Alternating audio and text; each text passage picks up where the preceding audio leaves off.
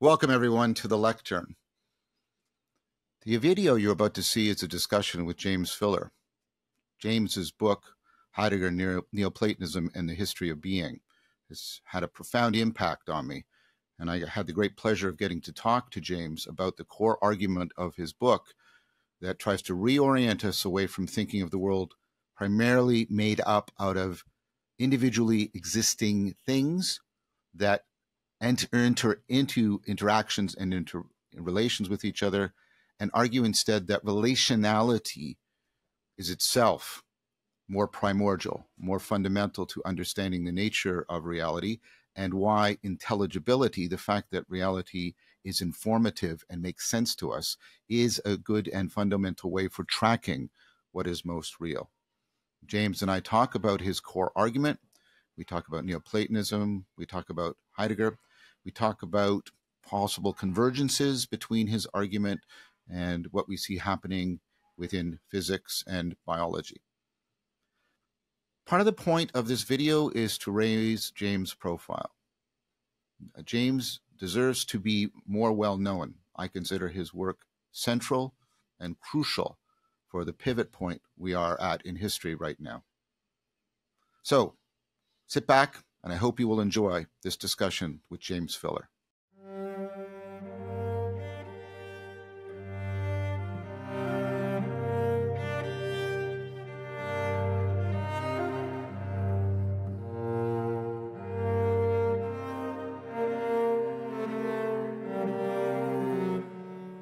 Welcome, everybody, to an episode of the Lectern. I'm really excited about this. This is a long time coming, and James and I have had a near miss where we almost met in person, and then we've had some off-camera discussion, and we both realized that we could carry on a very good public conversation together.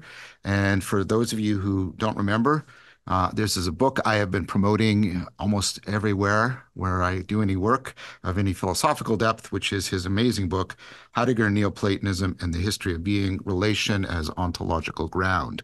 And this is the one and only James Filler here. So welcome, James. We're here to talk about your book. But first, maybe just tell us a little bit about yourself and how you came to write this book. Well, it's kind of a long story. It was my second go around at pursuing a PhD. The first time was in Catholic Universiteit Leuven in Belgium, and things didn't quite work out there.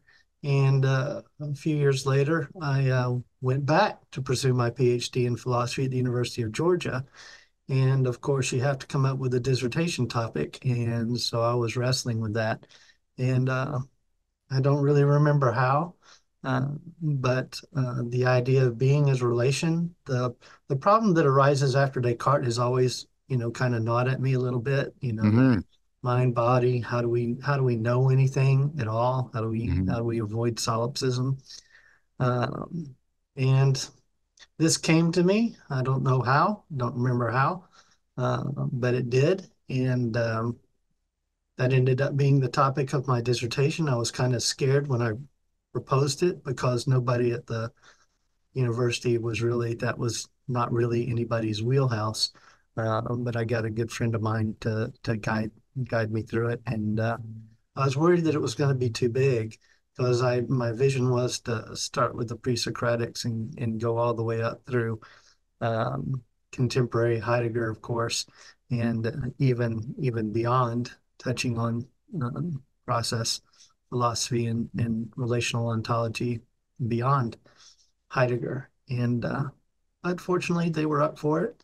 I did have to cut it down. It was 220,000 words when I finished, and they made me cut it down to 170. Palgrave made me cut it down even further to 120. So yeah. And that's how it came about. At least logistically, if you. Oh, yeah.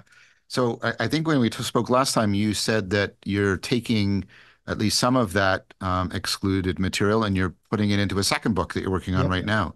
Yeah, Substance Ontology and the Crisis of Reason. Should be out December, January. That's what Amazon keeps saying. Of this year? Yeah.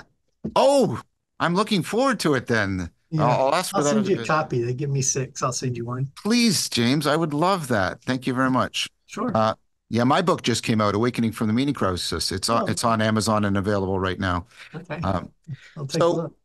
I'm very much looking forward to that. And maybe what we can do is I want to go through the first book and then, ask some exploratory questions of you and questions sort of for further elucidation.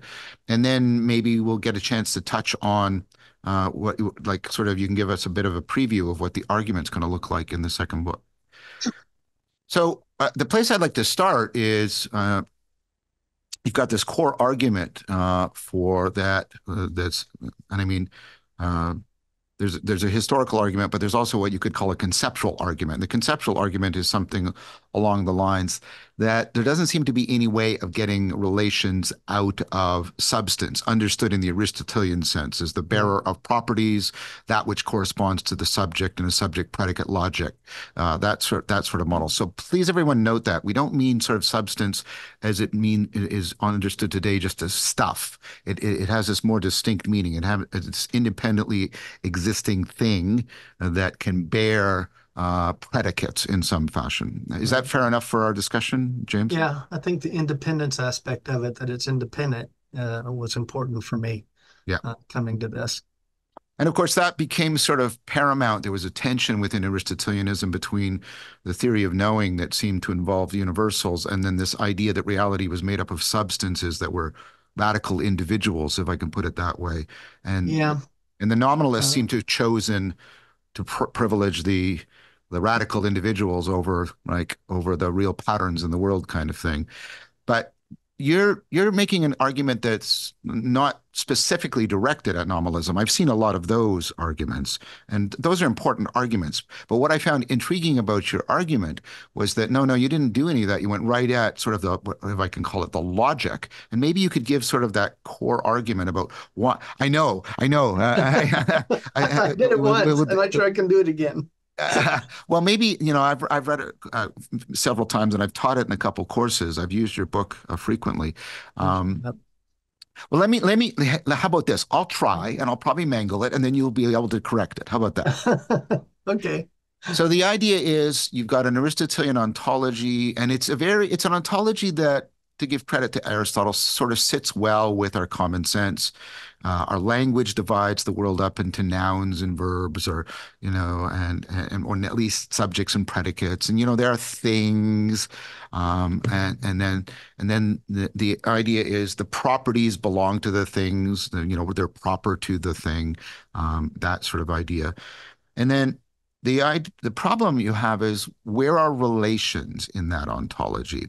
If you try to make the relation a property of a substance, then it seems like you don't need anything more than the one thing in order to have the relation. And yet Right. relations are quintessentially between things. They require a multiplicity for their existence. And of Right. course, that will work either for this thing or, this, you know, that's a completely symmetrical argument.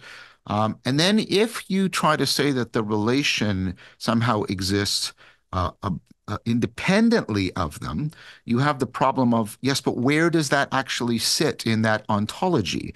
Because the ontology says that what exists are substances and predicates. And then third, you need relations to have anything happen or to make anything knowable.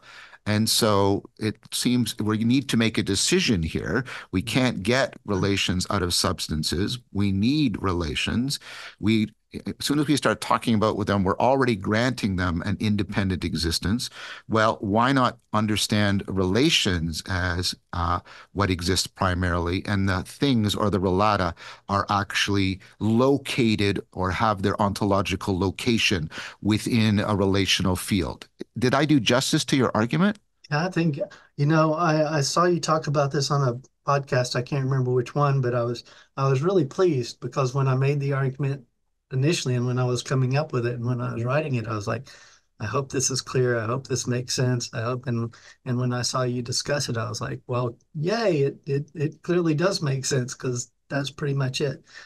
The only thing I would add is the part of the problem. that I found is that to be independent in the first place required Right, right. relationality, Yeah, because to be independent means there's something you're independent from. yeah, yeah, yeah, yeah. So it had to be prior to the independence. And I thought of that, and because you talk about Heidegger, it's not unfair to talk about it. I thought about that even in sort of the primary notion of standing out, existence, and that is a right that is an inherently relational notion in and of itself. That very Right. notion of existence. Uh, and I've sort of supplemented this argument, and I want to know if you're okay with it. I thought one of the strong implications of your argument, and I think I mean, especially when you go into the Cappadocian fathers, Right. the idea that the logos, that intelligibility itself is an inherently relational notion. It doesn't make any sense to talk about things making sense without there being relations. And I think that's entailed by we need relations in order for there to be knowledge kind of argument. Yeah, I think that's fair. I find it's when I teach um, Heraclitus and Parmenides. Normally, when I teach, especially my intro courses, I always start with Heraclitus and Parmenides because um, Heraclitus is the philosopher of everything's constantly changing, or at least that's the way he's presented. I think he's more nuanced than that, but Yeah, I do too. that's the way he's presented. And Parmenides is the one, nothing changes, nothing, it's all eternal. Heraclitus, as he's understood, clearly has a problem. He makes knowledge impossible because everything's both true and false. Plato Yeah, makes this argument yeah, in yeah. the Theaetetus, and I think that's right on that understanding of Heraclitus. But Parmenides has the same problem. If everything's only one, then there's nothing to know. That's right. Knowledge requires a knower and a known. And so there already has to be a multiplicity if you're going to have knowledge at all. So Parmenides has kind of the same problem. So how do we get past that? So I make a convergent argument that's sort of more cog-sci based, which is the notion of information, which of course overlaps between cognitive science and physics. And the idea of information is inherently relational. It is a relation between events, a relation between alternatives. Information is an integration of identity and differentiation. And without information, knowing isn't possible, cognition isn't possible. And then you get fundamental ideas that are emerging in physics that you can't make any clean distinction between energy and information. And energy is also a relational notion. Relativity is a relational notion. Entanglement is a relational notion.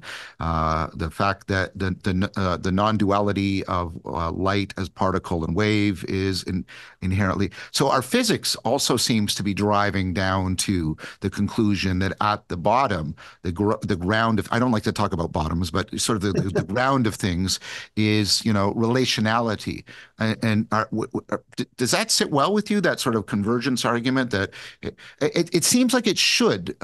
Here, let me press a little bit more before I let you answer, because if this argument is about your argument is about sort of our fundamental ability to conceive of an ontology, and physics is in some sense pushing towards that, or is at least regulated by that ideal, then your argument should bear, and we should see that sort of coming to fruition as within sort of fundamental physics. Yeah, I think that's fair. I find the idea of entanglement very interesting, Yeah. especially in I'm a bit puzzled by it, not sure I quite understand it, but the idea that things affect things at vast distances like that's something I find really interesting and like to know more about it.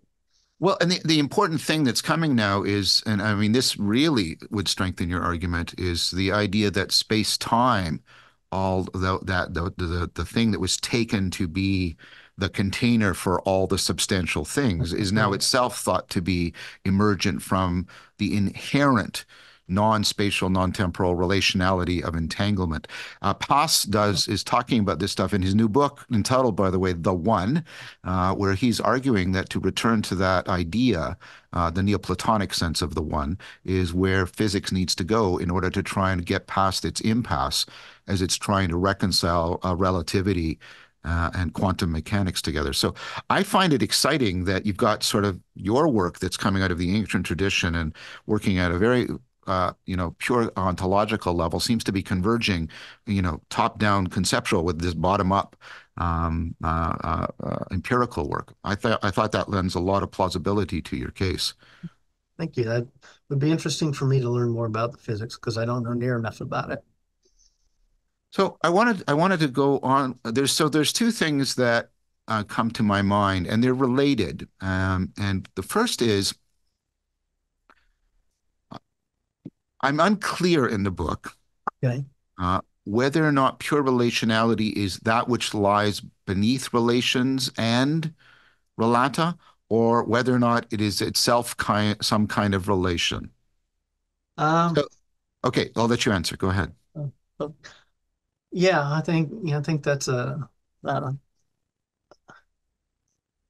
interestingly or maybe not interestingly, but interestingly to me, when I started it, it was the idea that relation was fundamentally and ontologically prior to all relata. Mhm. But as I kept thinking about it, um, and it converges with Plotinus because for Plotinus, the one emanates because it just overflows. There's just Yes. too much of it. Yeah. It Yeah. it, it desires. I think that's his word is desires um, to overflow, and relationality has to relate something. It seeks to relate something, or Yes. else. So there has to be relation. There has to be something that it relates. And this is where I think, you brought up the Cappadocian Fathers. This is where I think the understanding of the Trinity really kind of came together for me. Mm. Um, but if it's going to be ontologically prior to independent relata, then it has to be a relata that's itself relation and pure Yeah. relationality. Yeah. And so, yeah, I think the answer is both. Well, that's probably the answer I was looking for, because it struck me that one could make a symmetrical argument that I couldn't see. I could run a filler type argument about I couldn't get relata out of pure relationality either. I was trying, you have the thing, the Neoplatonic thing about, it relates to itself. But the problem with that, and this of course bedeviled the ancient Neoplatonists is, yeah, but where did that come from, right? Because this bending back on itself seems to require like a space or something other than it requires an otherness through which, and, and you see this showing up in Neoplatonism as the endless intervention and mediations, right? You get more and more intermediates trying to somehow square the circle of getting difference out of identity and other things like that. Now, you make it very clear, and I think you're right, that this relationality is deeper than identity and difference. And I take that to actually strengthen the point I'm making. If it is deeper, than identity and difference. If it's that relationality, then I don't see how you can get the relata out of the relations either. I think you need, I think it has to be, like you say, both and neither kind of thing. So yeah, I was going to say something, but I was just going to get myself in trouble because I was going to end up being incoherent and losing. So I just stopped. Well, the reason I mentioned that is because, um, uh, you know, this leads to sort of a non-dual understanding of what we're talking about here. And that means that I see a lot of resonance. You went into the Cappadocian Fathers, and that's a completely legitimate thing to do. And we'll come back to that. Your book has had quite a huge influence on several Christians that I know, largely because I pointed your book to them. Well, thank I you. think it was actually instrumental in my friend Jordan Hall becoming a Christian. Oh, Um, wow. That's a blessing. so, but I see the same language, especially if we grant at least prima facie this plausibility of this non-duality, right? This is very similar to the way, Nishida and Nishitani in the Kyoto school described shunyata, right? And it follows on Nargajota that it's empty even of emptiness. Like it's deeper than, like, the emptiness is not absence. It's deeper than absence and presence, right? And it's that kind of idea, and it's this. It I mean, who knows? Because we're getting at the depths of the limits, I should say, of our conceptual abilities here. But those, what you were arguing for, granted what we've just discussed, and what I see in the Kyoto School's discussion of, especially of aspects of Zen, seem deeply, deeply convergent to me. I think so too. One of my regrets is my deficiency in Eastern philosophy. I've, studied a little bit, but not near enough. I think there is I saw on one of your podcasts you were talking about the book, and you said I'm a pluralist. I'm not sure Philip would agree with me or not. Uh, well, I'm not really so much a pluralist, but I do agree with you at the same time Hmm. because I do think the Eastern way of thinking um, is closer to this relational Yeah. ontology than Western, certainly Hmm. than Western is. Um, my I don't want to use the word intuition because that has a different meaning, but my feeling is that it's still too indefinite. It dissolves things too much. Mm. Um, one of the things I think is important about the Trinity is that there are still a lot in it, uh, and the Father, Son, and Holy Spirit. And I could be wrong, clearly, but I think the Eastern understanding of this ends up being too much nothingness. I don't know. I don't know either. You do. You do have the Buddha, the Dharma, and the Sangha understood ontologically, like the Father and the Son and the Holy Okay. Spirit, and they map on also pretty readily to, where the Father is more towards being, and the Son is the logos, is intelligibility. Dharma is like that, and then you have the Okay. Spirit participation, and that's the Sangha. And I'm not Huxley. I'm not saying they're saying the same thing. I understand. But I do think when we move towards ultimacy, a kind of convergence does seem apparent between these two. Uh, I've been sort of, it's not just me. You see in the Kyoto School, something like Zen Neoplatonism starting to take shape, where you have people like Nishida and Nishitani talking about Zen, but they're clearly aware of the Christian Neoplatonists, especially Eckhart, and also, given your argument, Heidegger. And I totally take your argument to be well made, that Heidegger is basically a Neoplatonist without acknowledging it. And I think, well, I don't, maybe that's a little too strong. Maybe you wouldn't want to put it that way, but I think you come close to saying something like that. I do, and I think it's interesting because there's this quote I put it's in the book and in my dissertation where Heidegger was uh, I think Heidegger doesn't really understand what he's getting at. I think he's seeing something that he really is struggling to figure out how to express. Mm. Because there's a story where he's reading, I think it's Suzuki, uh, Yeah, yeah, if I'm not wrong, and he's reading the guy and he tells a friend of his, he says, "This guy's saying what I've been trying to say my yeah. entire career."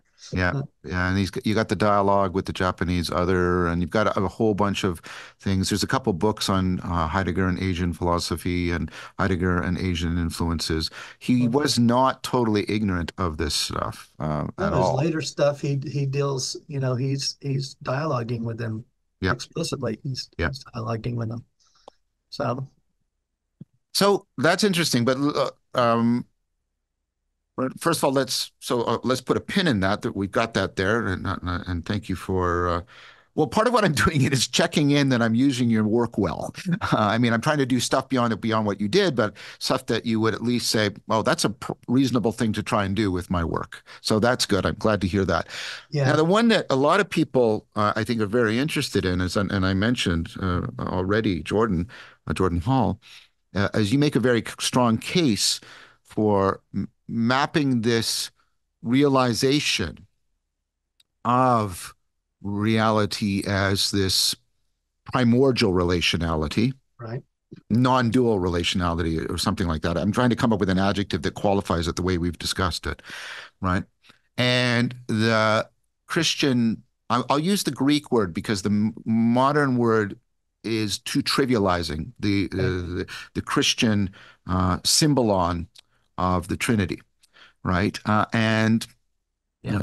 And the idea that, again, I'll try your argument, and then you tell me. First of all, I want to praise you. That was the first time I've ever seen a presentation of the Trinity that I thought was insightful and wasn't just conceptual mess. As right.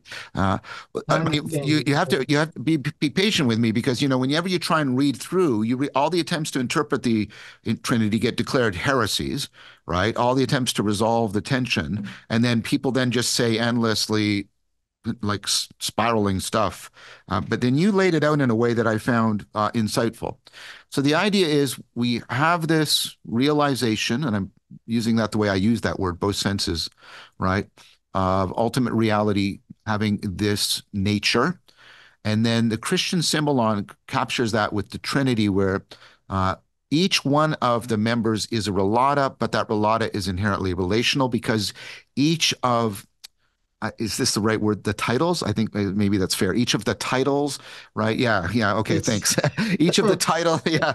Each of the titles is an inherently relational term: Father, Son, Holy Spirit, and then and then the idea is, each one represent things like being and intelligibility and participation and how they're all interwoven, and then you make the very good exegetical historical argument that this was taken very clearly into Orthodox theology, especially the Cappadocian Fathers, and was quite strongly preserved in what has come to be called Eastern Orthodox Christianity.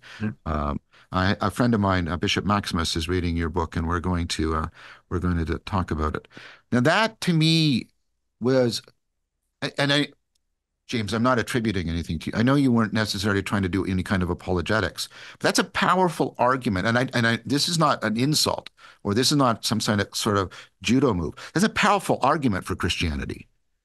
well, I'm not going to deny that there was at least a apologetic hope uh, Yeah, in making the um, in making the it was it's a work of philosophy. That was my goal. I was getting a PhD. But certainly there was a hope that I would come up with something that was persuasive, and that did. Because I agree with you that the discussions of the Trinity have been mostly nonsensical. You either have too much difference or too much identity, yep, and you can't really, and then you end up just saying, oh well, it's a mystery and we can't understand it, yeah. which ultimately is true. To cover my kind of backside a little bit, I put the quote in the book. St. Gregory, I think it's the theologian, can't remember which one exactly, said any attempt to delve into the understanding the Trinity will lead to madness. And there's some truth to that. And so that was my little caveat. Say, look, I'm not now if this is heretical, I renounce it, but this is the way I see it. It would be a hard case to make you out as a heretic, given your closeness to so many people that have been declared Orthodox. I Well, I mean, hope. I don't think you're in any danger. Um, I mean, this is a powerful idea that there's some there that we get this notion of the nature of reality, fundamental reality, as fundamentally, non-dual relationality, and then we have a way of imaginally apprehending it. And I don't mean that word dismissively. Imaginally is very important in my epistemology. We have a way of imaginally apprehending it and participating in it with this symbolon of the Trinity given to us by Christianity, which is like that's very, very powerful. And I can see why. I will be a little bit vulnerable here and say that calls to me in a very strong way. Um, I don't think I could be a Christian. I think unlike you, I would be immediately declared a heretic, and I don't want that job. But what what sorry, I'm stumbling because all that, and I mean everything I just said, it still strikes me that this is not how most of Christianity is presented or even understood. Well, it's certainly not the way Western Christianity is presented and understood. Yes, I'm going to make a deliberate, I did already, I'm going to make a deliberate exclusion of Eastern Orthodoxy. Clearly, that case is made strongly in your book. So let's talk about Western Christianity then. Yeah, I think um, one of the, okay, I don't know if this addresses the issue or not. Um, well, Protestantism, uh, I mean, clearly to me, my wife, who was a Lutheran before we got married and she became Orthodox, kind of gets mad at me for saying this, but I think it's true. It's clearly true. Martin Luther stood before the council and said, you know, I have to obey my own conscience. And that once you make that move, uh, you're making you're becoming independent arbiter of what is true, and you see that in Protestantism with the constant fracturing into all these different groups. It's Hmm. Hmm. almost where it is, well, it's whatever my individual interpretation is, and that's authoritative and normative, and there's no real way to counter that. Um, I think, well, forgive me if I'm wrong, but I think Catholicism is kind of following that same path. Mm, I don't mm, think it started in that path so much, but I think it's following in that path, especially contemporary Catholicism. There's a tension there. I think I see conservatives fighting against it, but I think it's going that way. Um, One of the ways I understand the difference, and this may not be helpful to anybody but me, is Orthodoxy has an ancient mindset. hmm It understands things in an ancient way of thinking. Catholicism understands things in a medieval way of thinking, hmm with the feudal system and all that kind of stuff. And Protestantism is a modern, Modernity. Yeah, yeah, very much modernity. yeah. But uh, but modernity and the medieval, uh, because one thing that's not thrown out with the scientific revolution, you still see it in Newton, is the substance ontology and the subject predicate logic of Aristotle dominating all the way Mhm. through. And I take it, you don't say it directly in the book, although you make use of Heidegger, who does make this kind of critique, that substance ontology and the subject predicate logic that goes with it is one of the things that drives us towards this kind of, these the isolated autonomous individual. I mean, the autonomy becomes the quintessential thing of the Enlightenment, the European Enlightenment.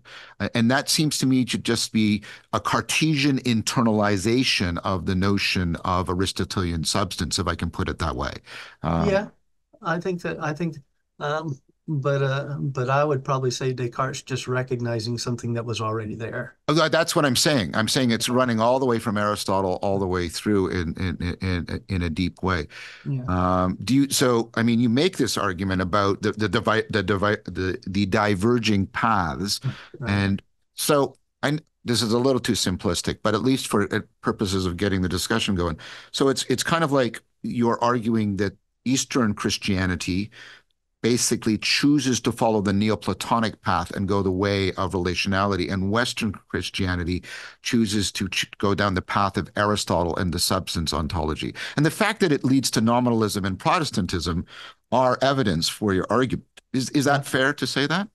yeah, I think it's I I think it's I I fair. may I know I'm No, putting I you on the think hot it's seat a little here, but Yeah, I think it's absolutely fair, and I really do want to say that, and I do think that's true, but I'm not sure every Orthodox theologian would appreciate being labeled Neoplatonic.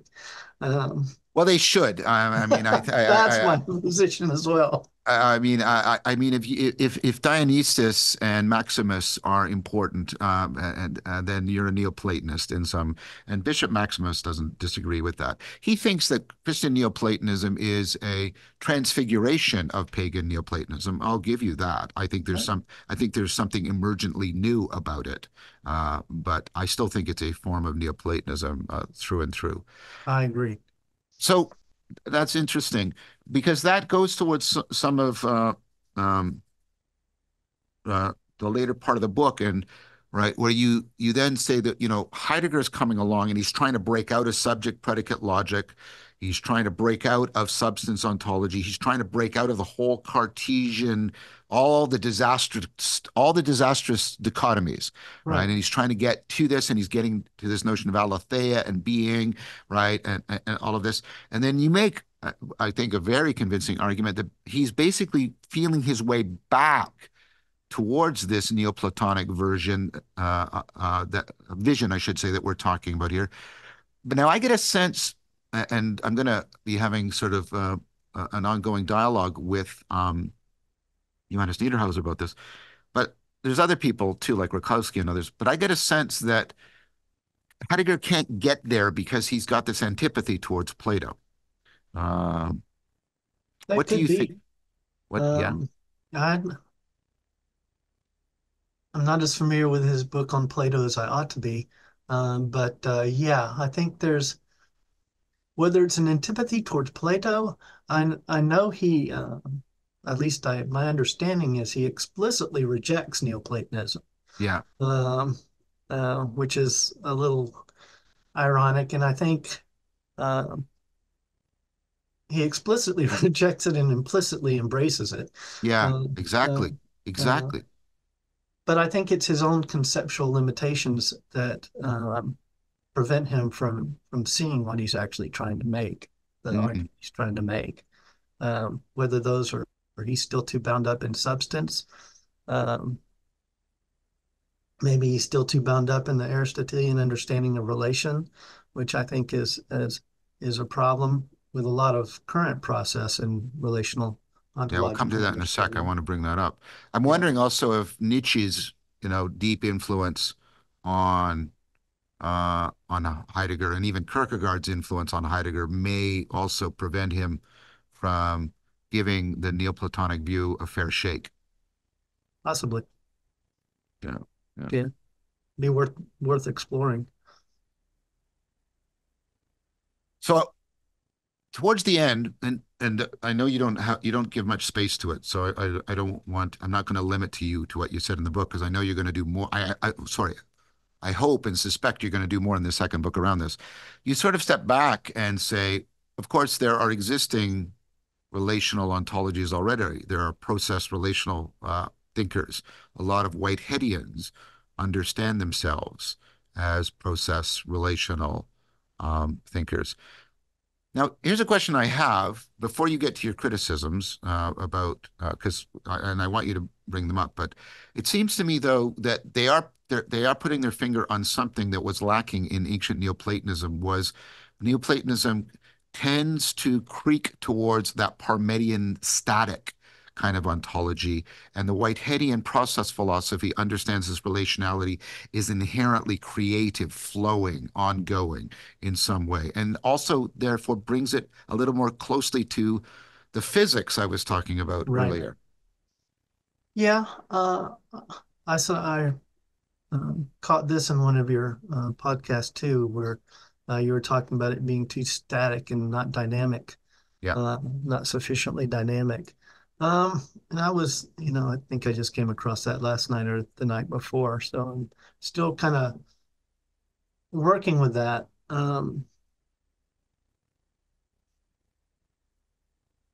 It, I think, okay, let me ask a question. Why is Please. dynamism important?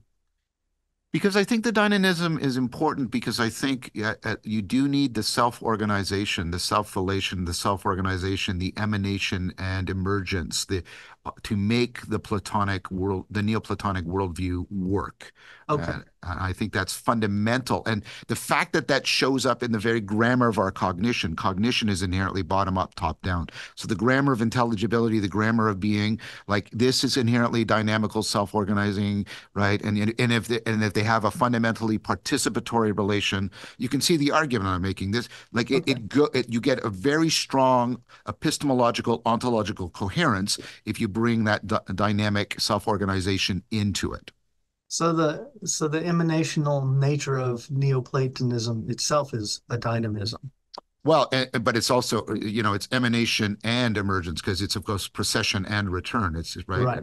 right. And Right. the later Neoplatonists, especially Erigena, right, and take pains to try and like get that to be like not just this way, because they're trying to very, and I agree with them. They're trying to avoid kind of a Gnosticism where, the emanation is a degradation. Plotinus thinks matter Yeah. is evil, right? And Right. they're trying to stay away from, and I agree with that. Any ontology that's going to make physicality evil or embodiment evil is one I'm going to criticize deeply. And so I think one of the things that acts as a bulwark against that in Neoplatonism is to really make sure you properly emphasize the dynamic nature. Okay. I wouldn't I wouldn't disagree with that necessarily. Um, but I think there's a I would I don't like the word static, but I think it may be accurate.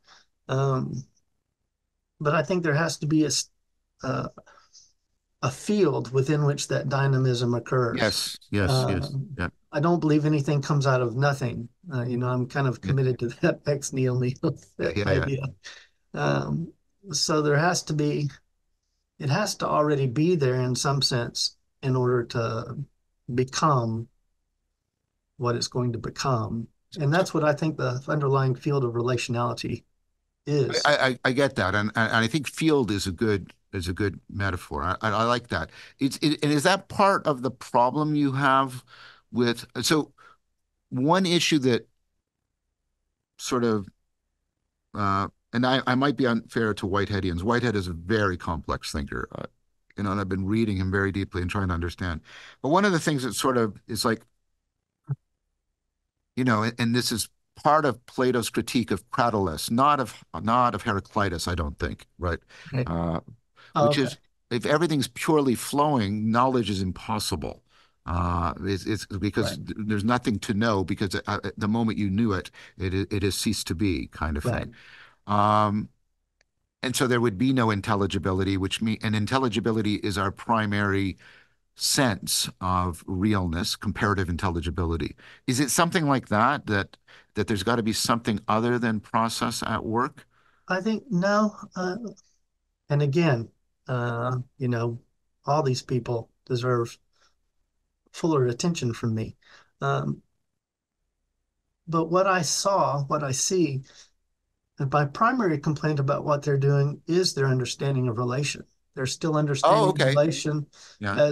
as having to be between two things. So it's Yeah. upon to so you end up with this infinite regress of relata that just keeps going down and down and down and down and down. And I saw that in Whitehead too with his understanding of event. Um, I um, I have a similar critique of Whitehead, which is and I think this lines up with what you just said. Is it the ontological principle that possibility and potentiality are completely dependent on actuality, that actuality has an Aristotelian priority. And yeah. that's always bothered me because, and I read Bracken's book, because in the East, it's you have an exactly symmetrical intuition, right? Which just says, no, you have to have, in order for there to be any actuality, there has to be a field of possibility that's real, right? Mhm. And you need something and I take Plotinus to be arguing that, well, maybe not Plotinus, but some interpretations of Plotinus. I got to be really careful here. That what we're talking about when we're talking about ultimate reality is something that holds together actuality and possibility in some deep way. I've all because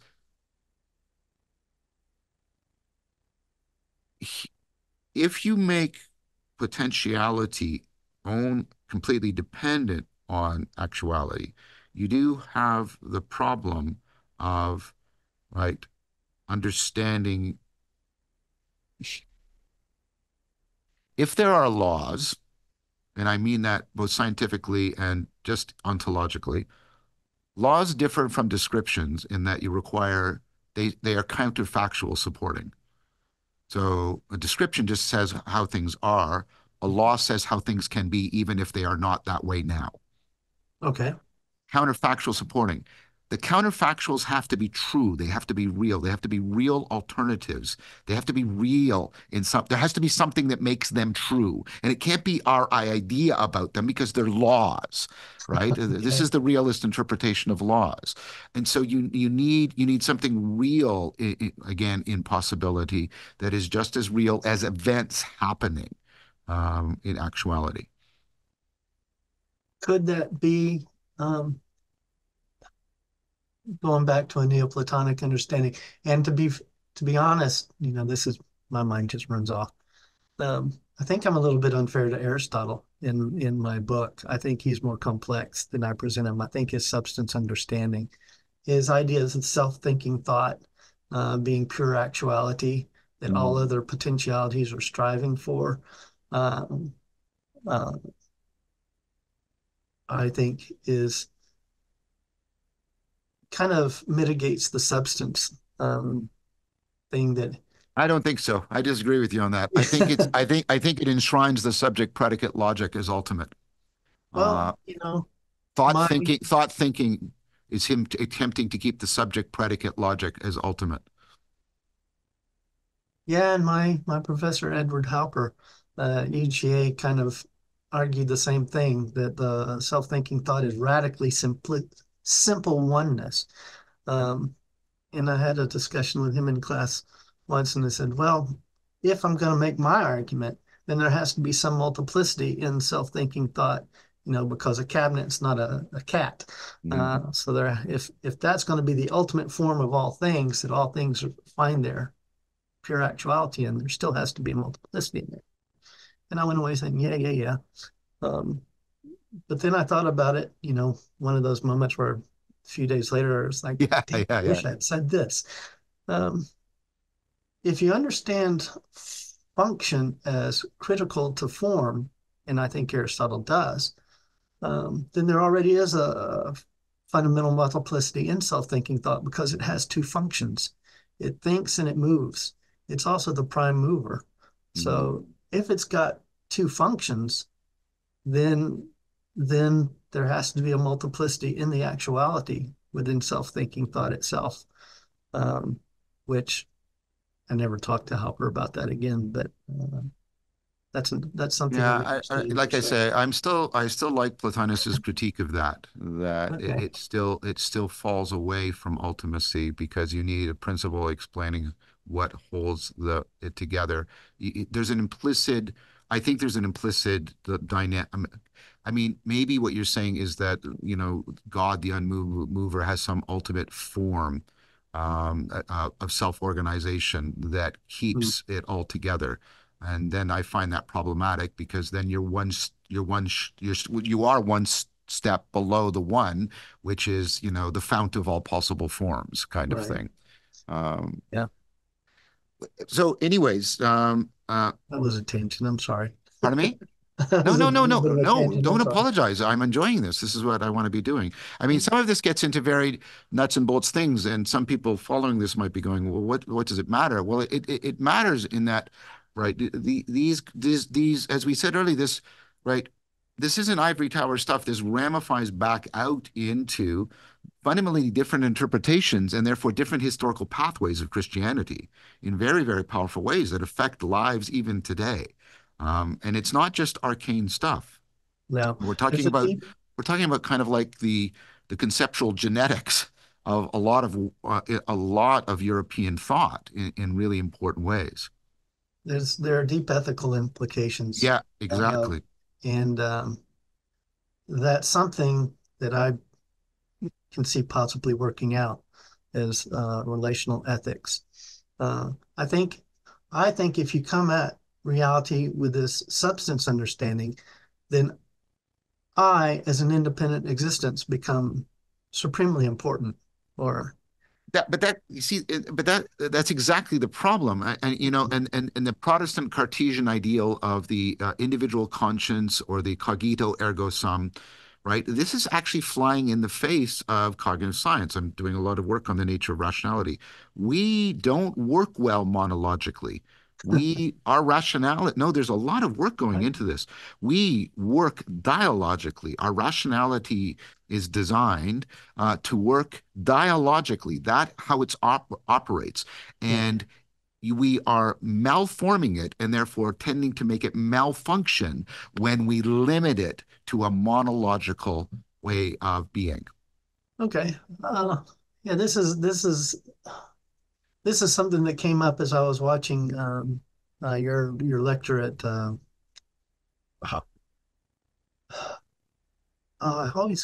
I had it like Savannah Ralston College. Ralston. I keep wanting to say Rawlings, Ralston. Yeah. Um, yeah, and the one of the couple things.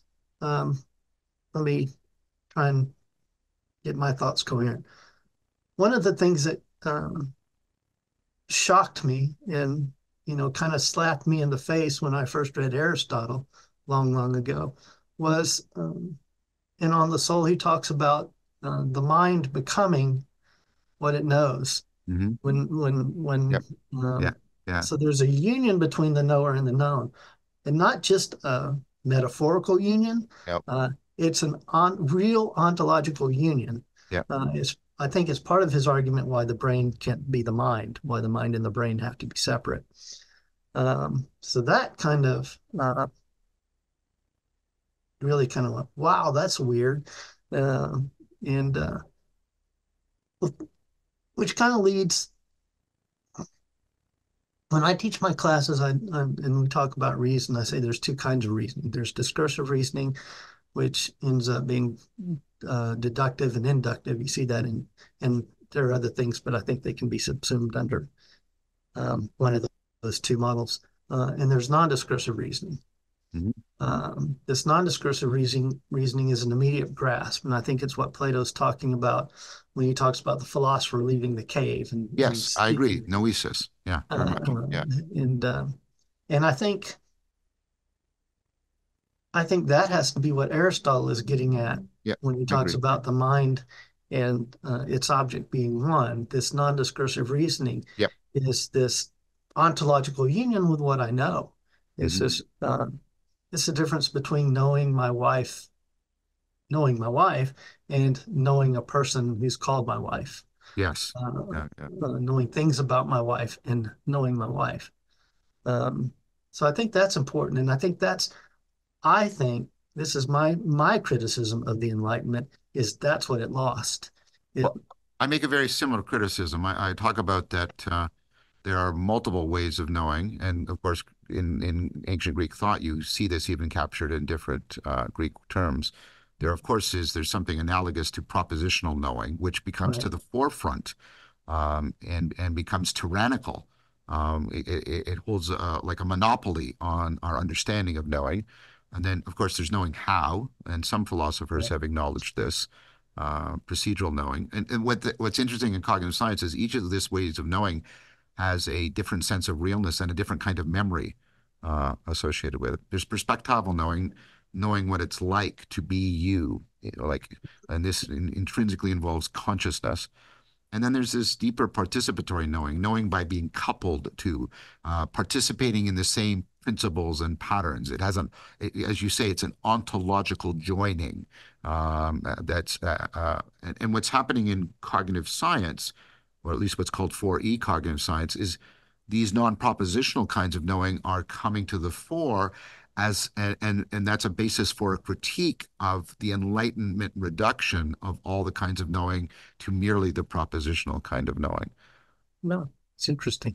And what this also holds out, James, is the possibility that if there is genuinely a structure of emanation and emergence to cognition, and I don't mean just propositionally, given what I just said, and there is this emanation and emergence relation, and then the knowing is a relation of participation and coupling, then you have strong transcendence, the kind of stuff Plotinus talked about, where we can know and therefore be at different levels of realization, both how we are realized as agents and how the world discloses itself as an arena for action to us. And I think that is very spiritually significant.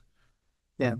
I mean, it's mystics. That's what the mystics are after. I think so. I think so. And what's interesting is I'm teaching a course on the cognitive science of religion is you can the now I think I'm going to well defend this. I'm turning it into a book. You can make a very plausible, rigorous argument from within very rigorous, cognitive science, analytic philosophy that for what I just said that converges with the mystical vision. And then if we have the possibility of a kind of philosophy that was exemplified in people like Plotinus, but that is very hard to find more recently. Maybe Spinoza as a more somebody within modernity that was able to do that at the same time, kind of thing. Right. So tell me a little bit more, because we got a little bit. I forced a digression. You said it, but I want to give you more space about it. You think the process philosophers are still bound in some way to the substance ontology? Oh, I hadn't thought of it in those terms. Well, they seem to still, if I understood you, you seem to be saying they're still prioritizing the relata over the relations, and that's ultimately a substance ontology, isn't it? You're right. Yeah. I agree with you. And I just, at least today I wasn't, maybe when I wrote the book, I was in those terms, but today I wasn't. I was thinking of it as being stuck with Aristotle's understanding of relation, but that is founded upon his, and I think I do make this argument in the book, that's founded upon his understanding of substance. Yeah. But how can relation itself be a substance? Yeah, I agree. And so that just throws all sorts of wrenches, I think, in the framework right there. But yeah, I think that's what I think they are still. I think they're trying to get out of it, but I think it's their commitment to this, okay, we'll call it substance understanding of relation. I call it prosti because that's the Greek word that's used towards a thing. Yeah.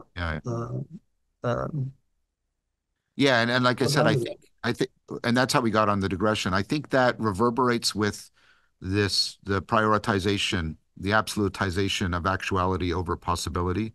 Right. I think those are the two things that sort of press against me when I look into Whitehead's process relational philosophy. I think some of the more recent Whiteheadians are moving out of it. I think Bracken in the Divine Matrix is really trying to break free from it, although he still falls into it in places. I think some of the other people are trying to get free. It reminds me, only by analogy, of your point about Heidegger, that there feels like there's this turning and groping and moving towards something.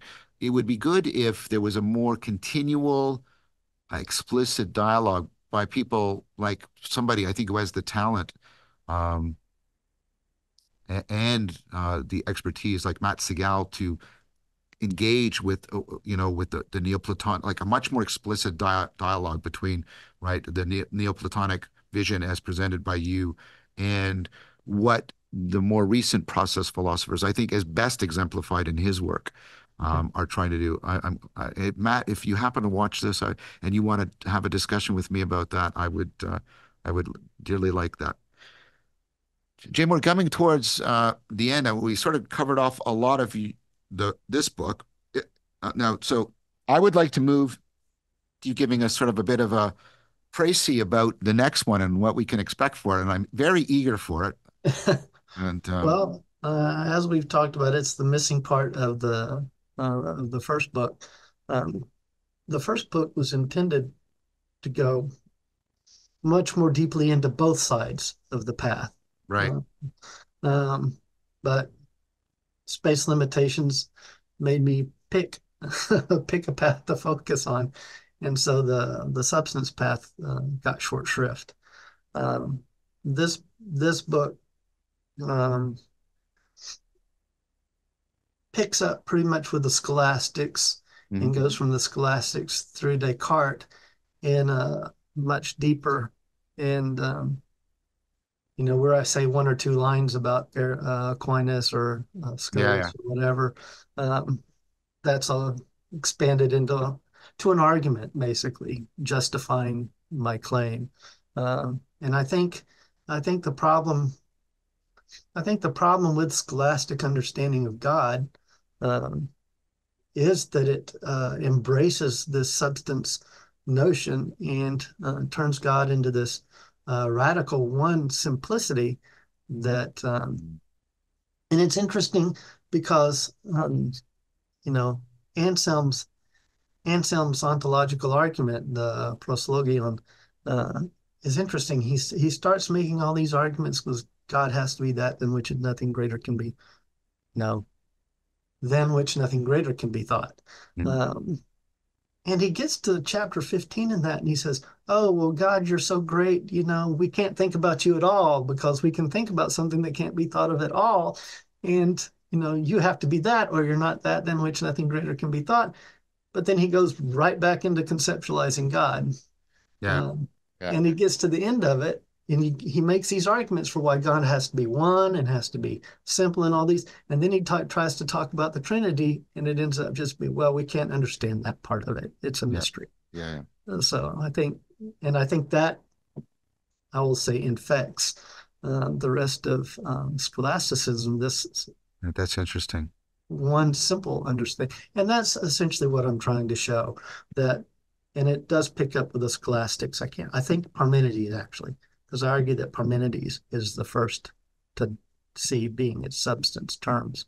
And so it deals with Parmenides. Then I move into the scholastics, and then end with Descartes, the collapse of that whole framework, ontological framework.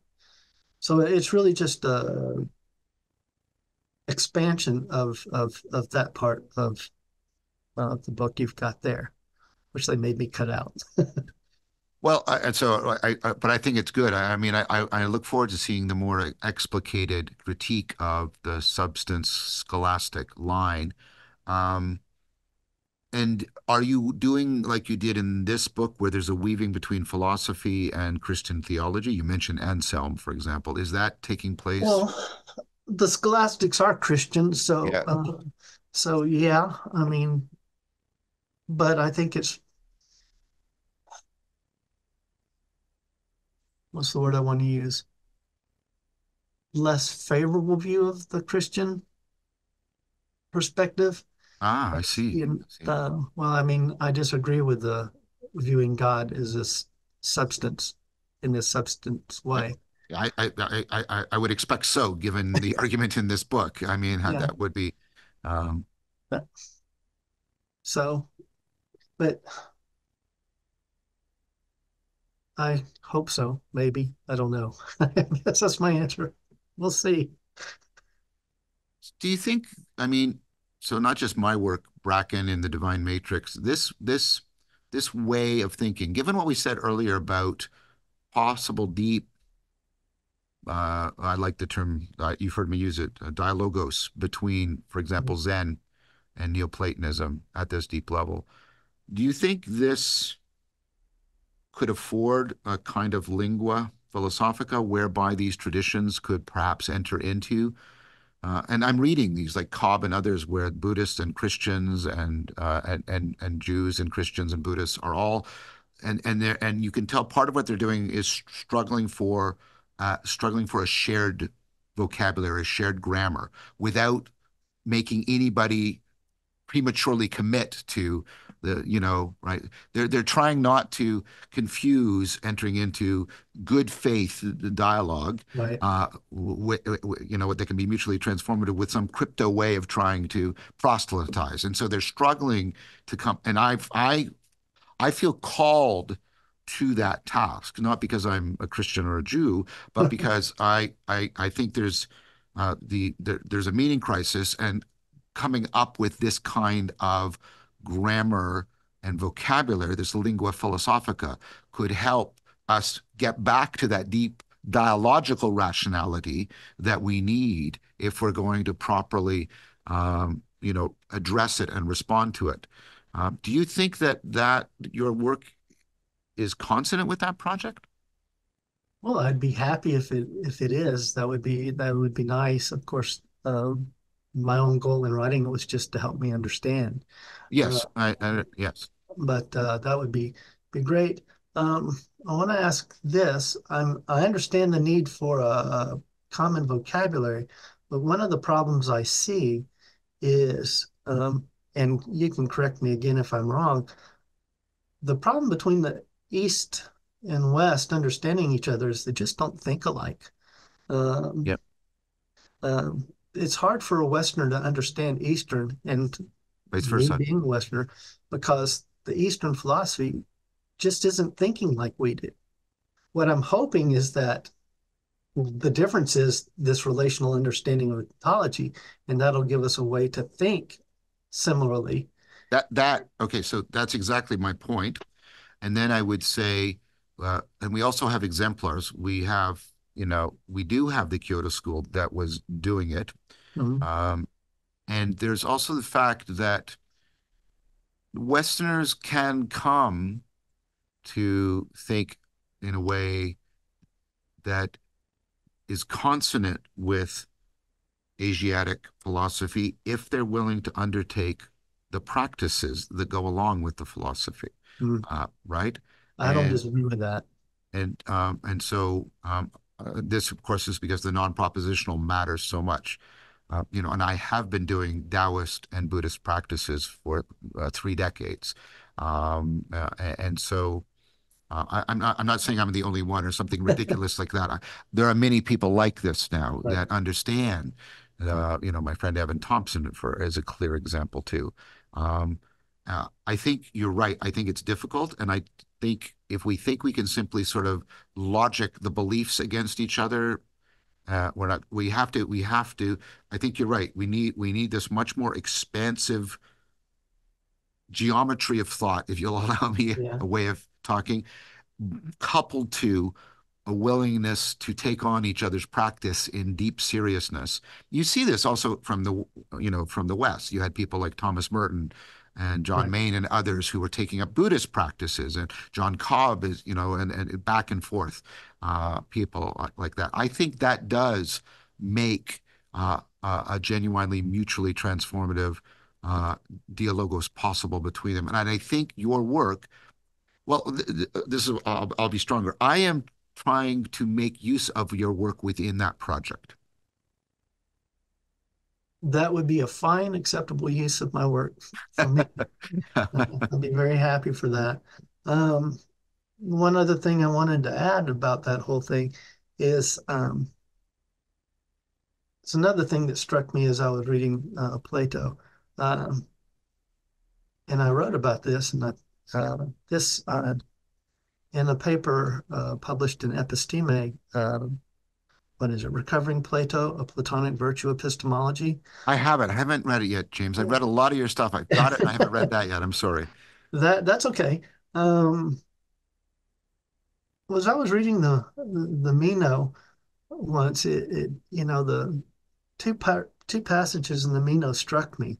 One where Meno says, Socrates offers a definition that he would accept of virtue, and Meno says, "Well, that's stupid, Socrates." He said, "What would you say if somebody said, he said, shape is that which follows color."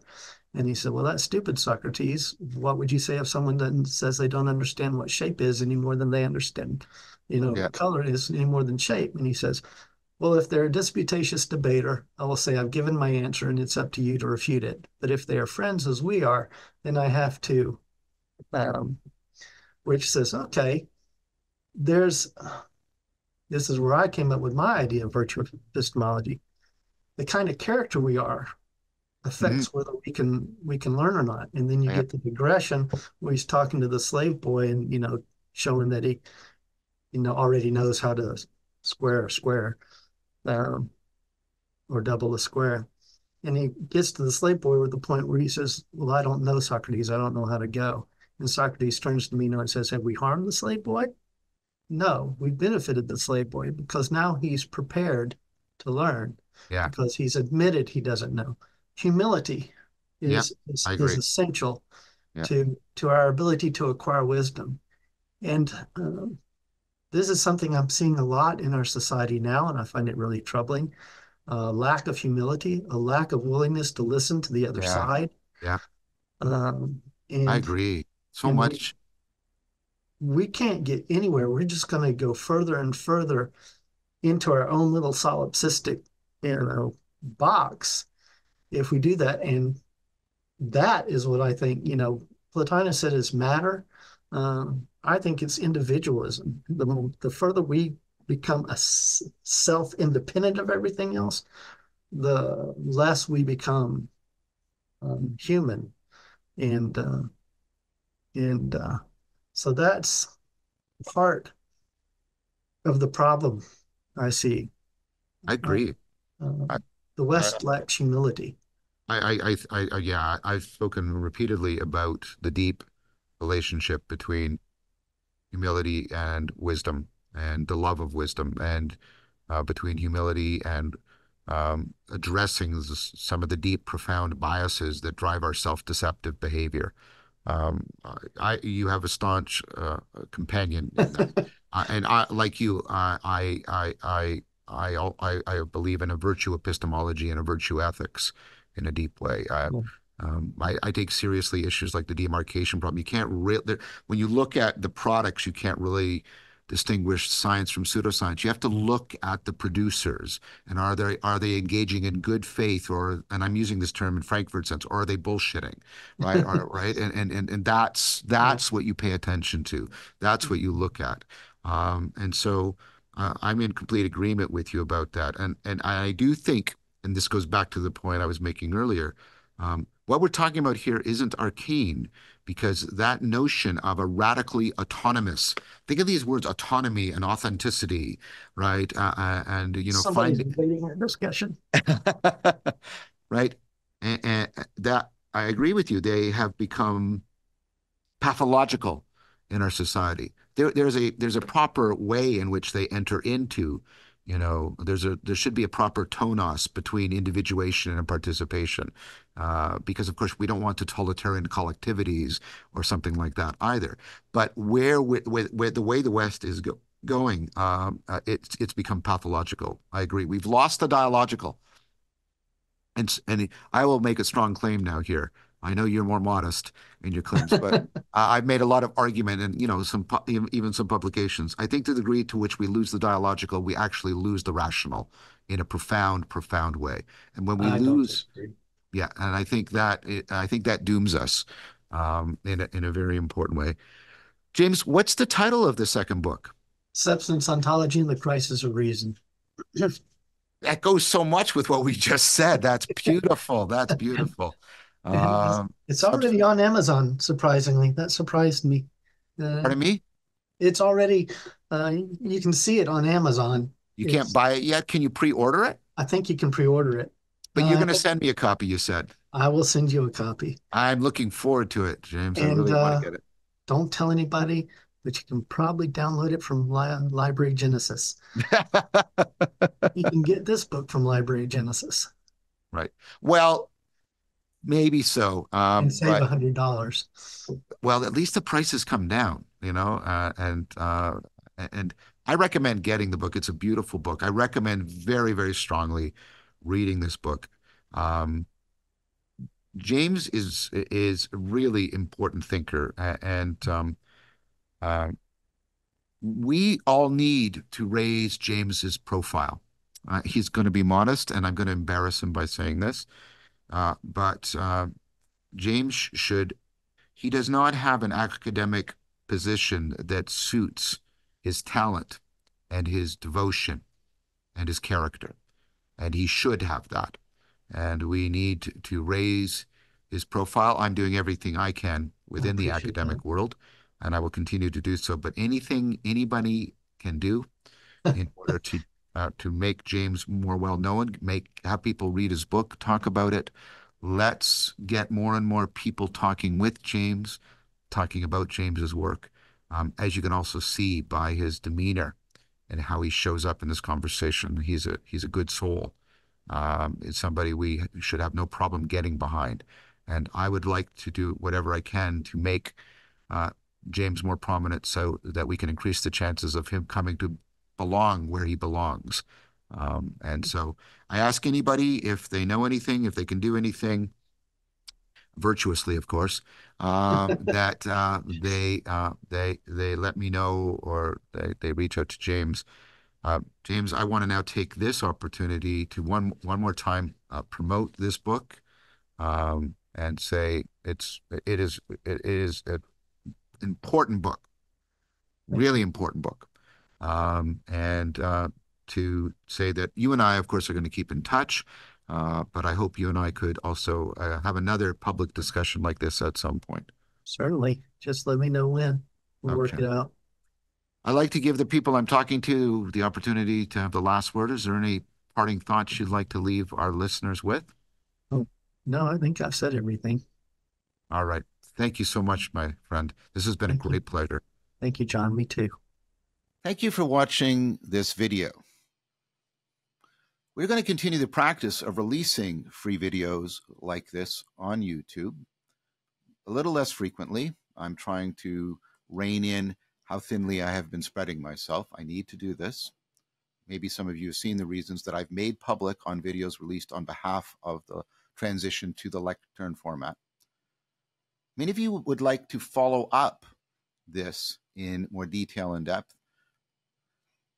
You will find links to those following videos that are for patrons only, and links to that will be found in the notes to this video. Thank you very much.